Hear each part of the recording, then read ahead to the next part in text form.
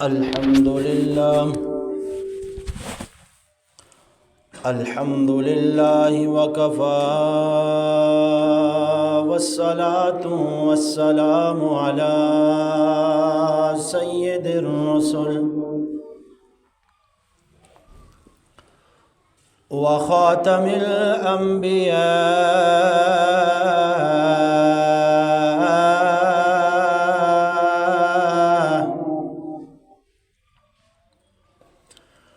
وعلى آله وأصحابه الأتقياء.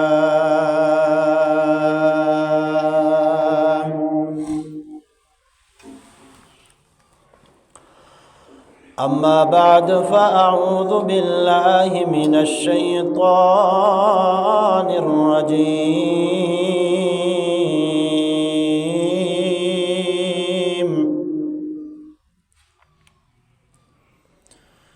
بسم الله الرحمن الرحيم.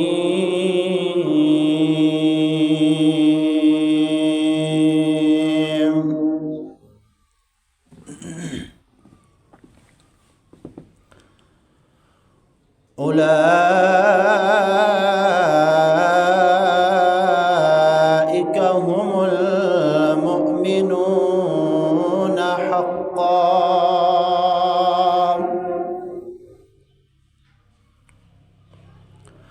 وقال الله تعالى في مقام آخر: وكلا وعد الله الحسنى.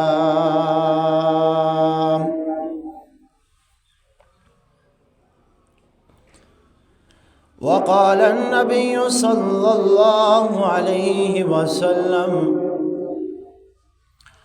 أصحابي كالنجوم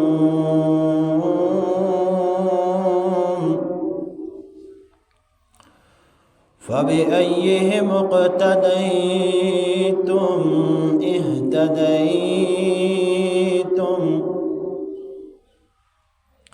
صدق الله العظيم وصدق رسوله النبي الأمي الكريم. ونحن على ذلك لمن الشاهدين والشاكرين والحمد لله رب العالمين.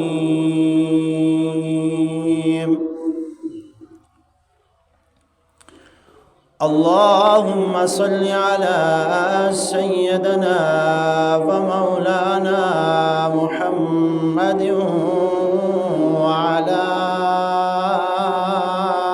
آل سيدنا ومولانا محمد وأصحابه سيدنا ومولانا محمد وأزواجه سيدنا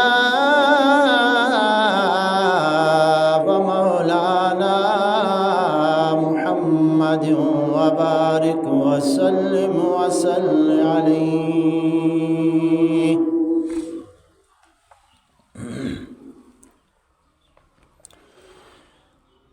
انتہائی واجب الاحترام بزرگوں، میرے نوجوان بھائیوں، دوستوں،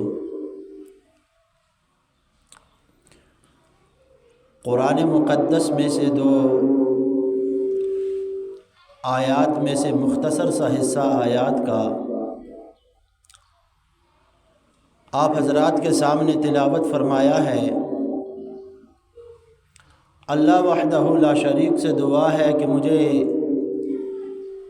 ان کے ضمن میں حق اور سچ بات کرنے کی توفیق نصیب فرمائے، اور پھر ہمیں ان پر عمل پیرا ہونے کی توفیق عطا فرمائے۔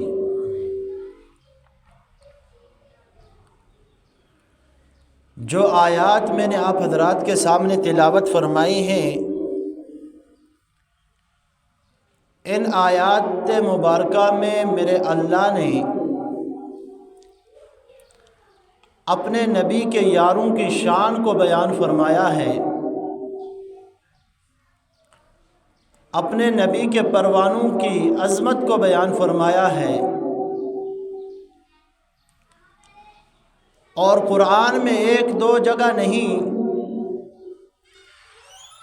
بلکہ قرآن کا کوئی سپارہ ایسا نہیں جس میں میرے اللہ نے اپنے نبی کی شان، اپنے نبی کے شان اور اپنے نبی کے صحابہ کی، اپنے نبی کے یاروں کی شان نہ بیان کی ہو۔ کوئی ایسا پارہ قرآن کے اندر موجود نہیں ہے۔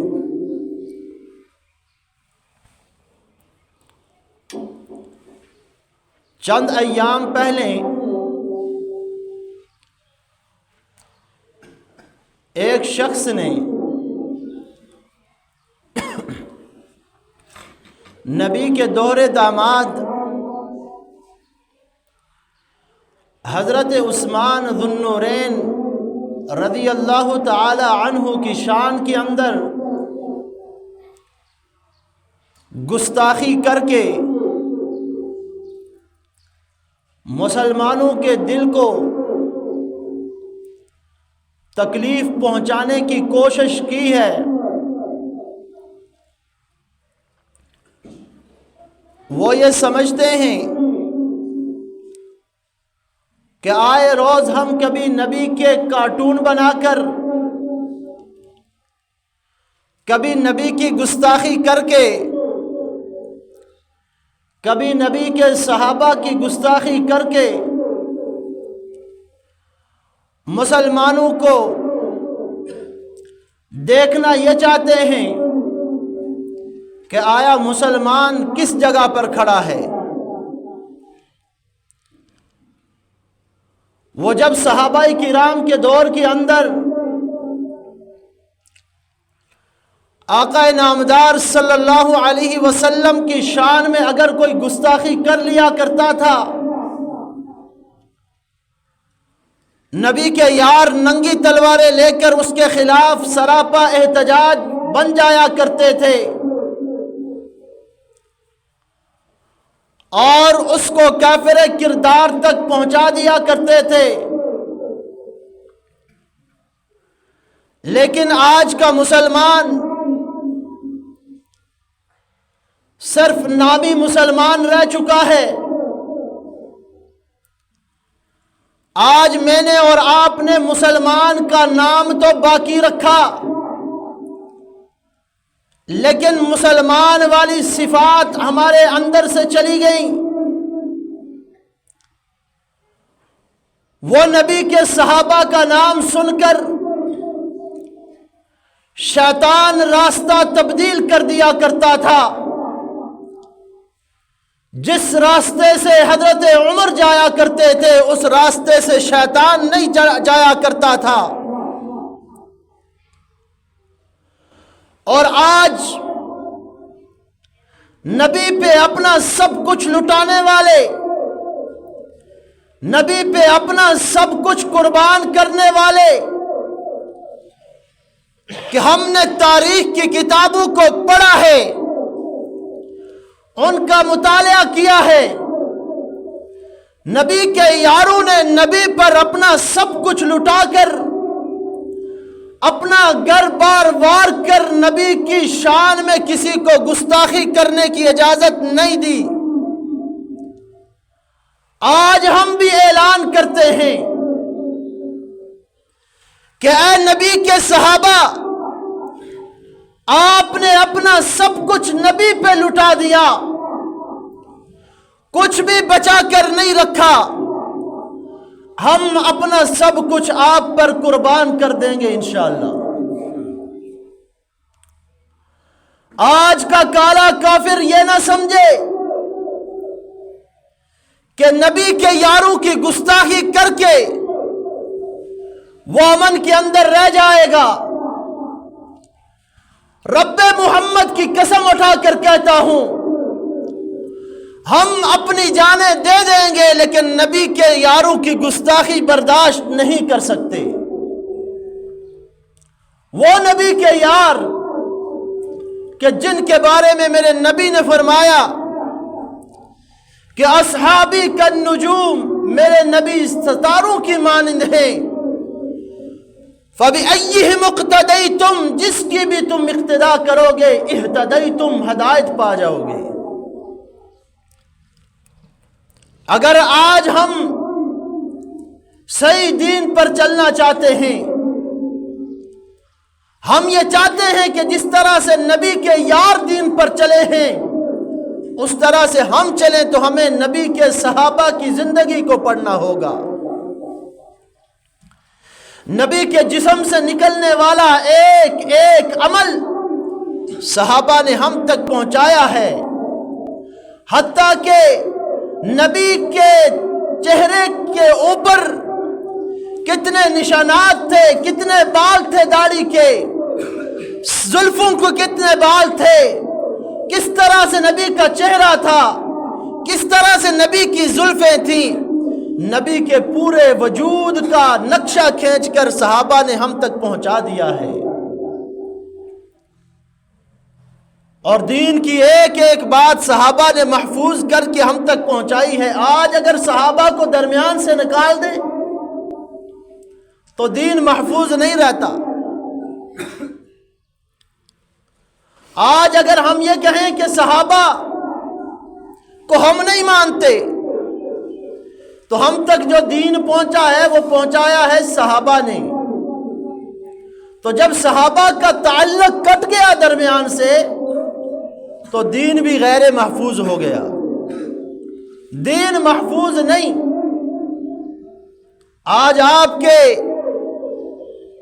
اسلامی ملک کے اندر اصحاب مصطفیٰ کی گستاخی ہو رہی ہے اور مسلمان حکمران آرام سے بیٹھے ہوئے ہیں، کسی کو کوئی پرواہ نہیں۔ اپنی کرسی جانے کی باری آتی ہے تو سب چلاتے ہیں، روڈوں پر نکل آتے ہیں، اور جب نبی کے یاروں کی بات آتی ہے تو پھر کانوں کے اندر جو بھی نہیں رینگتی، اس لیے کہ نبی کے یاروں کی محبت موجود نہیں دل کے اندر۔ اگر دل کے اندر نبی کے یاروں کی محبت ہوتی تو آج کا کافر کبھی بھی صحابہ کے بارے میں زبان درازی نہ کر سکتا۔ وہ نبی کے یار، وہ نبی کے دلدار حضرت عمر رضی اللہ تعالی عنہ اللہ سے مانگ کر میرے نبی نے عمر کو لیا،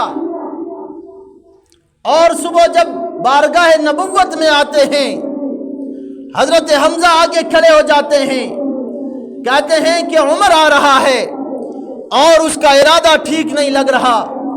نبی نے فرمایا آیا نہیں ہے، میں نے رب سے مانگ کر لیا ہے، عمر کو آنے دو۔ یہ جو نبی نے جماعت تیار کی ہے، نبی نے دعائیں کر کر کے بڑی مشکل سے، بڑی کٹھن سے صحابہ کی جماعت میرے نبی نے تیار کی ہے۔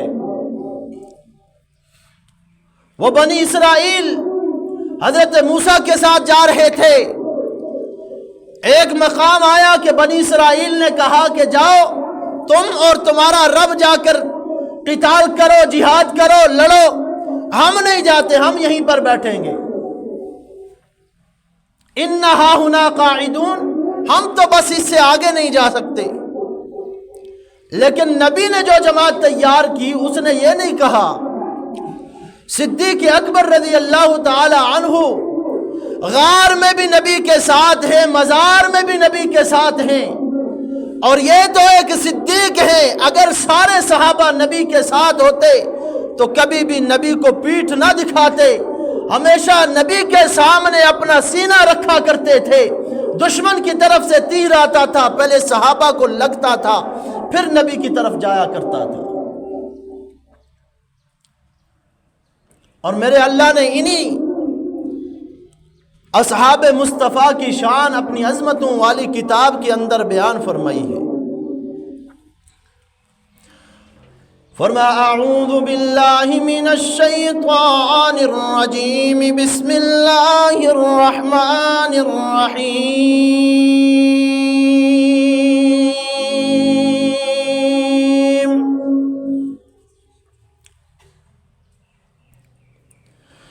اولئک هم المؤمنون حقا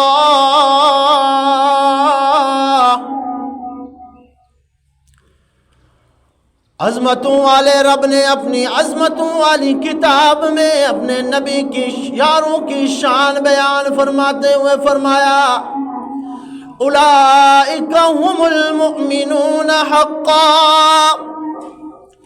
یہ جو میرے نبی کے یار ہیں، میرے نبی کے جاں نثار ہیں، یہی پکے اور سچے مومن ہیں۔ اور پھر میرے اللہ نے دوسرے مقام پر فرمایا اولئک هم المفلحون،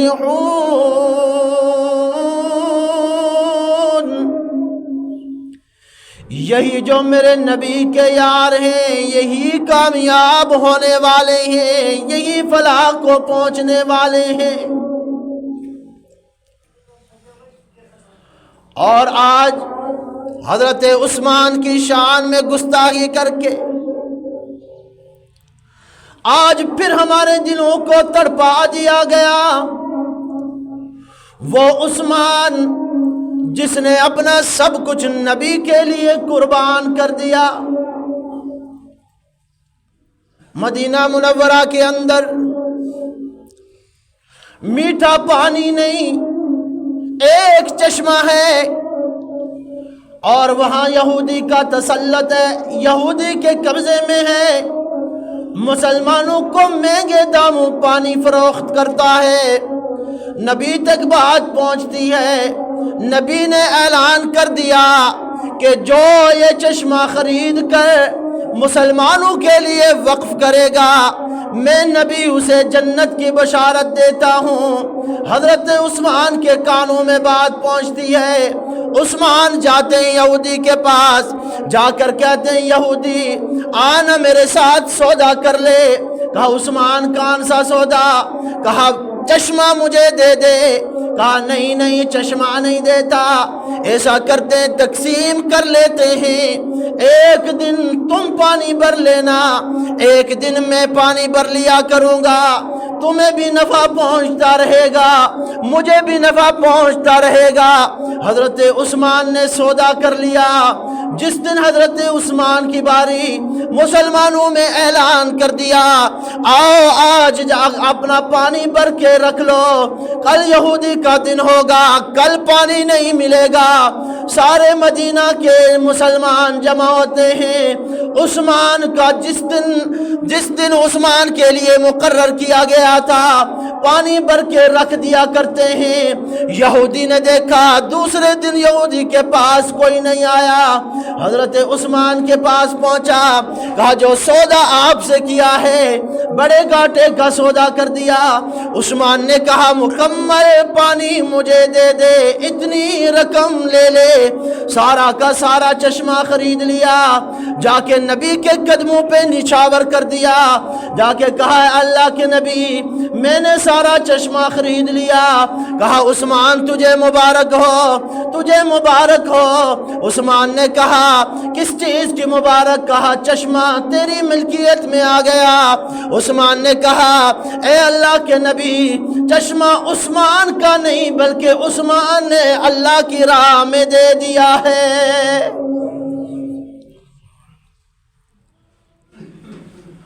اللہ کے نبی سے 20 مرتبہ حضرت عثمان کو جنت کی بشارت ملی۔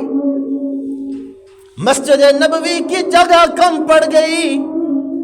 اللہ کے نبی نے فرمایا کہ جو یہ جگہ خرید کر وقف کرے گا میں نبی اس کے لیے جنت کی بشارت دیتا ہوں۔ حضرت عثمان نے مسجد نبوی کے ارد گرد جو جگہ تھی وہ خرید کر اللہ کے راستے میں دے دی، نبی کے زبان سے جنت کی بشارت حاصل کر دی۔ اور غزوہ تبوک کے اندر نبی پاک صلی اللہ تعالی علیہ وسلم نے چندے کی اپیل کر دی۔ صدیق اکبر اپنے گھر کا سارا مال لے کر آتے، عمر اپنا آدھا مال گھر میں چھوڑ کر آتے ہیں، آدھا لے کر آتے ہیں۔ اور محدثین نے لکھا ہے کہ اس عمر جو آدھا مال لے کر آئے تھے وہ ابو بکر کے مال سے کئی گنا زیادہ تھا، لیکن جب مال آیا نبی نے سوال تبدیل کر دیا، کہا عمر یہ بتاؤ گھر والوں کے لیے کیا چھوڑ کر آئے ہو، میرے لیے کیا لے کر آئے ہو؟ عمر نے کہا اللہ کے حبیب آدھا مال گھر والوں کے لیے چھوڑ کر آیا ہوں، آدھا آپ کے لیے لے کر آیا ہوں۔ کہا میرے ابو بکر گھر والوں کے لیے کیا چھوڑا ہے، میرے لیے کیا لایا ہے؟ ابو بکر نے کہا گھر والوں کے لیے اللہ اور اس کے رسول کا نام چھوڑ کر آیا ہوں، باقی جتنا کچھ گھر میں تھا سب کچھ بارگاہ رسالت میں لے کر آ گیا ہوں۔ اور حضرت عائشہ فرماتی ہیں کہ اس رات میرے والد دیواروں پر ہاتھ پھیر رہے ہیں، میں نے کہا ابا جان گھر میں تو کچھ چھوڑا نہیں، دیوار پر کیوں ہاتھ پھیر رہے ہیں؟ کہا بیٹی ایک سوئی یہاں پر چھوڑی تھی، نبی نے چندے کی اپیل کی ہے، ابو بکر یہ گوارا نہیں کر سکتا کہ مصطفیٰ چندے کی اپیل کرے، ابو بکر کے گھر میں ایک سوئی تک بھی باقی رہ جائے۔ کپڑے اتار دیے، ٹاٹ کا لباس پہن کر بارگاہ نبوت میں آ جاتے ہیں، جبرائیل امین آتے ہیں، ساتھ میں فرشتوں کی جماعت ہے، سب فرشتوں نے ٹاٹ کا لباس پہنا ہے، آ کر سلام عرض کیا، کہا جبرائیل تو نے ٹاٹ کا لباس کیوں پہنا ہے؟ کہا آج فرش پر ابو بکر نے ٹاٹ کا لباس پہنا ہے، اللہ نے آسمانوں پر اعلان فرما دیا آج سارے کے سارے فرشتوں کا لباس ٹاٹ کا ہوگا، اور آج آسمانی دنیا پر سارے فرشتوں نے ٹاٹ کا لباس پہن رکھا ہے۔ اور جبرائیل امین نے آ کر بارگاہ نبوت میں عرض کیا اللہ کے حبیب اللہ نے سلام بھیجا ہے ابو بکر کے لیے، اور ساتھ میں پیغام بھی بھیجا ہے کہ جاؤ جا کر ابو بکر سے پوچھ کر آؤ ابو بکر کیا تو اس حال میں مجھ سے راضی ہے یا نہیں راضی ہے؟ اسی غزوے کے اندر ایک بوڑھی اماں اپنے سر کے بال کاٹ کر لاتی ہے، آ کر بارگاہ رسالت میں پیش کرتی ہے، اللہ کے حبیب نے فرمایا تیرے بالوں کو کیا کروں گا؟ اب اس عورت نے کہا اللہ کے حبیب کسی مجاہد کے گھوڑوں کی مہار بنا لینا، اس لیے کہ گھر میں نظر دوڑائی سوائے اپنے بالوں کے کچھ ملا ہی نہیں ہے۔ اسی غزوے کے اندر ایک عورت اپنے بچے کو لے کر آ جاتی ہے جو دودھ پیتا بچہ ہے، بارگاہ رسالت میں پیش کر دیتی ہے، اللہ کے حبیب نے فرمایا میں جہاد کروں گا یا تیرے بچے کی حفاظت کروں گا؟ کہا نانا اللہ کے حبیب آپ نے اس کی حفاظت نہیں کرنی بلکہ اس کو اپنی حفاظت کے لیے استعمال کرنا ہے۔ اللہ کے حبیب نے پوچھا وہ کس طرح سے؟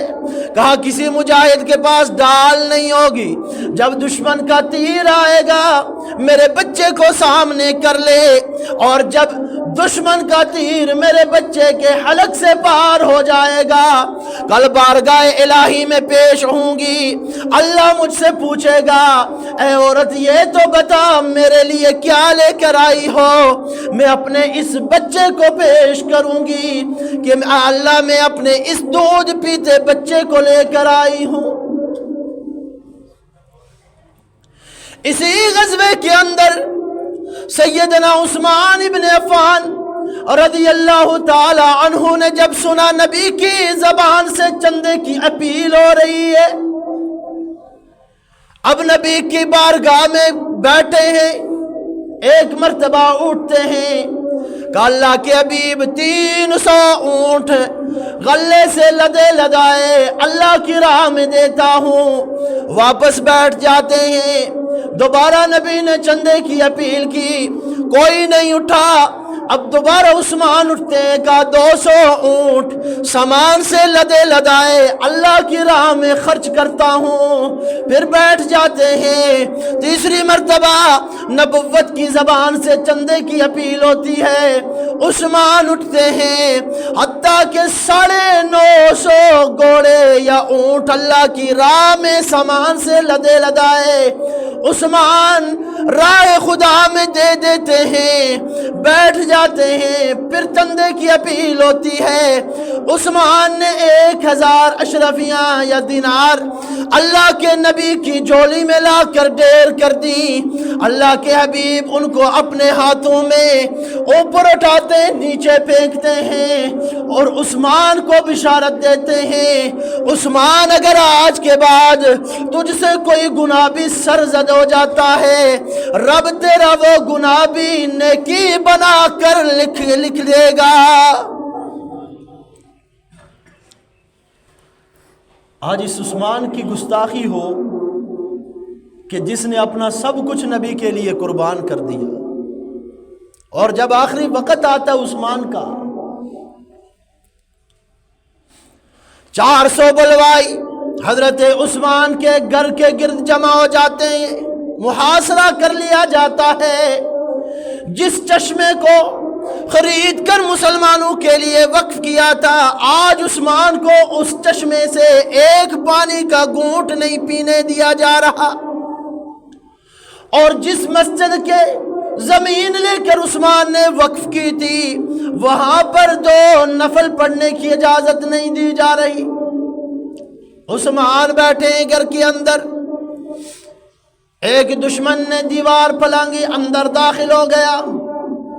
سیدنا عثمان ابن عفان قرآن کی تلاوت میں مگن ہیں، قرآن پڑھ رہے ہیں، اس ظالم نے اندر داخل ہوتے ہوئے ہی سر پر لوہے کی لٹ ماری، عثمان کے سر سے پھوٹ کر خون کا فوارہ نکلا۔ دوسرا داخل ہوتا ہے، سینے میں برچھا مارا، خون کا فوارہ نکلا۔ قرآن نے اپنے اوراق میں عثمان کا خون محفوظ کر لیا۔ اور وہ جب بارگاہ نبوت میں نبی نے کہا تھا مجھے 3 چیزیں پسند ہیں، ابو بکر نے کہا تھا مجھے بھی 3 چیزیں پسند ہیں، عمر نے کہا تھا مجھے بھی 3 چیزیں پسند ہیں، سیدنا عثمان ابن عفان نے بھی کہا تھا مجھے بھی 3 چیزیں پسند ہیں۔ ان 3 چیزوں میں سے ایک چیز فرمایا کہ رب کا قرآن ہو، عثمان کی زبان ہو، عثمان رب کا قرآن پڑھتا رہے، بس دنیا سب جتنا بھی کچھ دنیا میں ہے اس تمام سے زیادہ مجھے محبت اس سے ہے کہ عثمان رب کا قرآن پڑھتا رہے۔ اور جب عثمان کا آخری وقت آتا ہے، برچہ سینے میں لگتا ہے، خون نکلتا ہے، عثمان قائل ہو کر گرتا ہے، قرآن نے عثمان کو اپنے سینے سے اور عثمان نے قرآن کو اپنے سینے سے لگا کر یاری پکی کر لی۔ کل قیامت کے دن شہداء اٹھیں گے، کسی شہید کی شہادت کی گواہی تیر و کمان دیں گے، کسی شہید کی شہادت کی گواہی بدر کا میدان دے گا، کسی شہید کی شہادت کی گواہی احد کا میدان دے گا، پر عثمان وہ مظلوم ہے جس کی شہادت کی گواہی رب کا قرآن دے گا۔ آج اس عثمان کے بارے میں زبان درازی کی جائے اور مسلمان خاموش بیٹھا رہے کہ جس نے اپنا سب کچھ نبی کے لیے قربان کر دیا۔ حضرت علی آئے پہلے اور آ کر کہا عثمان اگر آپ اجازت دے دیں تو میں ان 400 آدمیوں کو ٹھیک کر دیتا ہوں، اپنی تلوار سے ان کو موت کا مزہ چکھا دیتا ہوں۔ پر عثمان نے کیا کہا؟ قربان جاؤں عثمان پہ، کہا عثمان اپنے جسم کے زخم تو برداشت کر سکتا ہے لیکن عثمان یہ نہیں برداشت کر سکتا کہ نبی کے مدینے کی گلیوں کو خون سے لت پت کر دے، خون آلودہ کر دے نبی کے مدینے کی گلیوں کو، یہ وہ عثمان ابن عفان ہے۔